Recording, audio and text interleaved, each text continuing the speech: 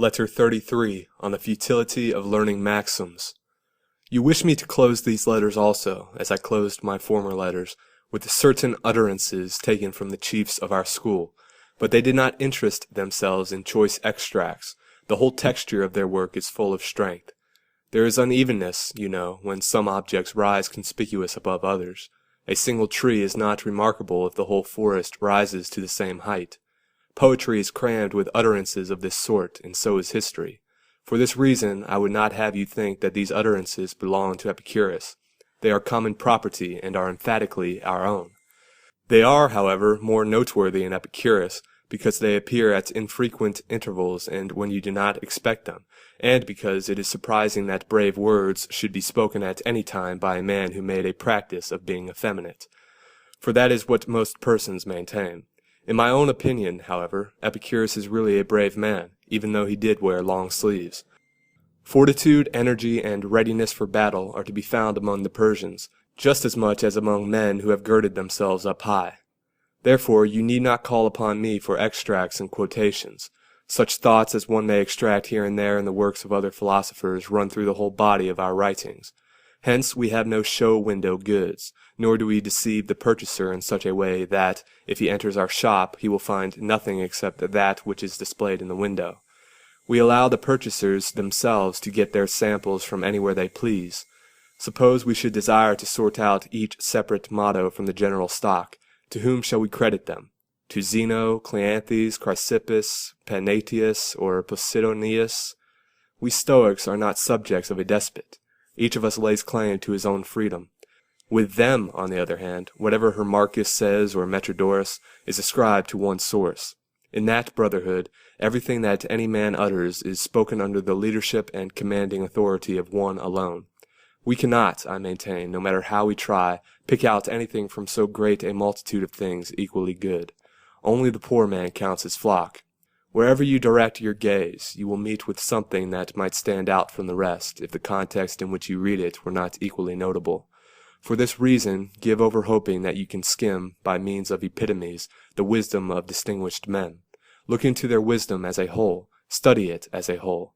They are working out a plan, and weaving together, line upon line, a masterpiece, from which nothing can be taken away without injury to the whole.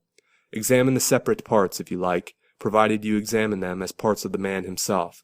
She is not a beautiful woman whose ankle or arm is praised, but she whose general appearance makes you forget to admire her single attributes. If you insist, however, I shall not be niggardly with you, but lavish, for there is a huge multitude of these passages. They are scattered about in profusion. They do not need to be gathered together, but merely to be picked up.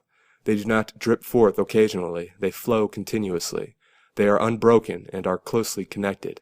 Doubtless, they would be of much benefit to those who are still novices and worshipping outside the shrine, for single maxims sink in more easily when they are marked off and bounded like a line of verse.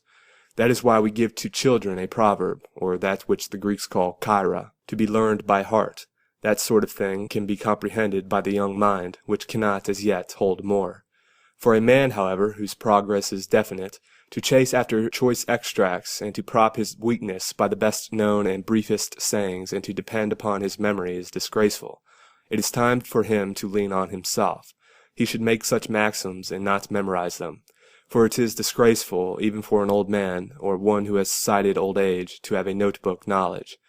This is what Zeno said. But what have you yourself said? This is the opinion of Cleanthes. But what is your own opinion? How long shall you march under another man's orders? Take command, and utter some word which posterity will remember. Put forth something from your own stock.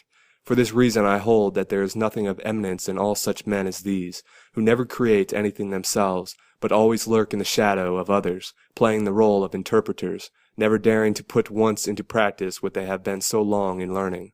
They have exercised their memories on other men's material, but it is one thing to remember, another to know. Remembering is merely safeguarding something entrusted to the memory. Knowing, however, means making everything your own. It means not depending upon the copy, and not all the time glancing back at the master. Thus said Zeno, thus said Cleanthes, indeed. Let there be a difference between yourself and your book. How long shall you be a learner? From now on be a teacher as well. But why, one asks, should I have to continue hearing lectures on what I can read? The living voice, one replies, is a great help.